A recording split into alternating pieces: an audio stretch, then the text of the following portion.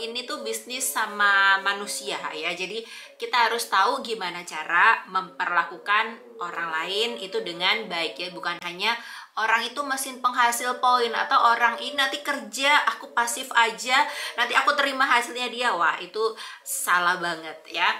Kita tuh nawarin apa sih ketika kita mau rekrut ya teman-teman? Mau itu rekrutnya di sosmed, mau itu rekrutnya di personal ya. Apa sih yang mau kita tawarkan? Jadi kita tuh menawarkan diri sebenarnya sebagai upline yang amanah ya. Pertama, kita menawarkan diri sebagai upline yang amanah. Itu penting ya. Kita jadi upline yang bertanggung jawab yang akan membimbing dia ya. Yang kedua, kita baru masuk ya. Kita kasih tahu nih, Oriflame itu bisa jadi jalan buat mereka dapetin kebutuhannya ya. Tadi kan kita udah belajar kebutuhan tiap orang tuh berbeda-beda gitu. Jadi kalau kita ngobrol ke anak kuliah ya, kita bilang oh suka ya, misalnya dia suka dengan produk Oriflame ya. Oh, kamu nanti bisa dapat voucher welcome program 1 senilai 200.000 ya, nanti bisa tebus produk kesukaan kamu. Misalnya nanti bisa dapat kayak gini nih, ditebus pakai voucher WP1-nya ya. Itu juga kebutuhan dia loh teman-teman, bukan hanya yang gede-gede aja gitu ya. Jadi setelah kita tahu latar belakangnya, kita juga jadi tahu sukanya apa, yang mau dicapai itu kita mulai dari sini ya. Jadi bikin orang tahu bahwa kita sekarang aktif Oriflame. Pahami ya, jadi orang itu nanti bakal milih gitu. Mereka tuh punya pilihan untuk jadi ya, pasti maunya semuanya yang datang ke aku serius langsung jalan. Sebenarnya orang tuh punya pilihan untuk jadi apa ya. Pertama, dia punya pilihan untuk jadi pembeli, ya bener, pembeli teman-teman ya. Kalau kita nggak punya database pembeli, kita juga bingung ya. Jadi kita juga butuh yang namanya pembeli atau customer ya. Yang kedua, mereka bisa jadi VIP customer. Apa sih VIP customer? VIP customer tuh orang yang berbelanja tapi dia bikin akun sendiri di bawah kita ya. Nanti kalau dia berbelanja, dia tetap pakai harga beauty guide, harga katalog disebutnya ya.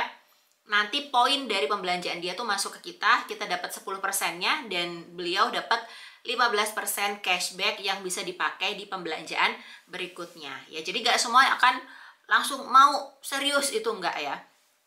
Nah, berikutnya baru mereka bisa jadi brand partner. Brand partner ini pun ada 3 jenis ya, yaitu user, orang yang mau pakai pribadi dengan harga member. Yang kedua, dia jualan tok ya, jualan aja teman-teman, atau disebut seller. Yang ketiga, dia sebagai pebisnis, dia pakai, dia jualan, dan dia bisnisnya ya.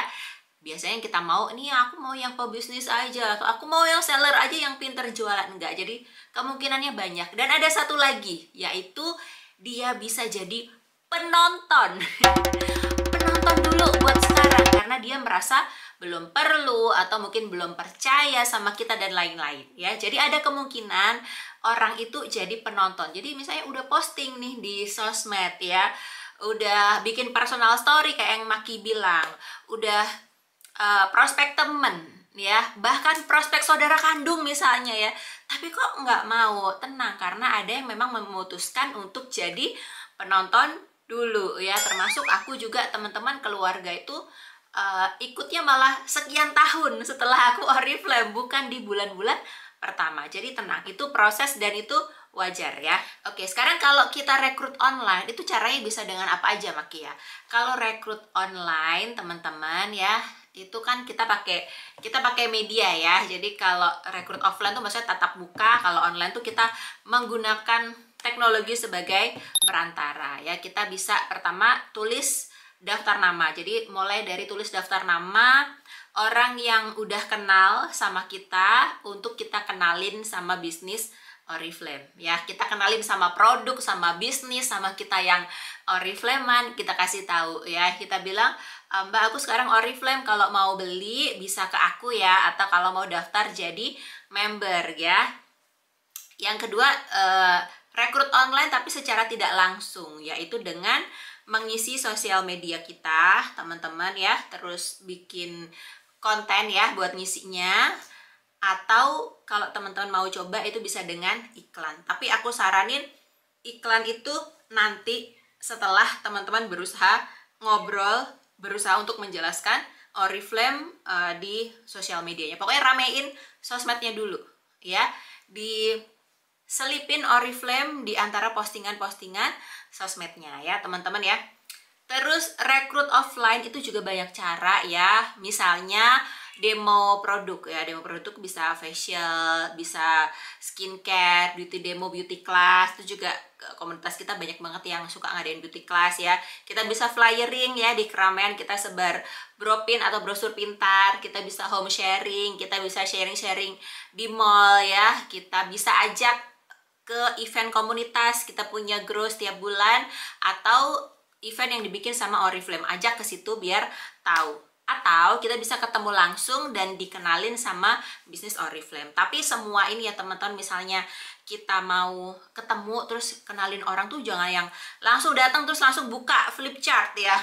Ya bisa dapat ini, tapi balik kayak tadi dulu ya, ngobrol dulu, dengerin dulu ya, dengerin dulu, pahami dulu orang ini tuh sebenarnya kebutuhannya apa dan gimana caranya Oriflame ini masuk sebagai oh ya solusinya tuh bisa dapat uang dari sini, atau kayak aku ya bisa dapat waktu dan dapat uang kalau ngerjain Oriflame ya. Nah dari cara-cara itu teman-teman ya, kalau ditanya mana sih Maki yang paling efektif ya, apakah yang online, apakah yang offline, apakah yang beauty class, apakah yang flyering, apakah yang iklan, apa yang mana, kita tuh baru tahu cara mana yang efektif setelah kita kerjakan ya. Jadi kalau belum dikerjain tuh jangan diramal ya, kayaknya ini gini, karena mungkin buat aku yang efektif itu sosial media.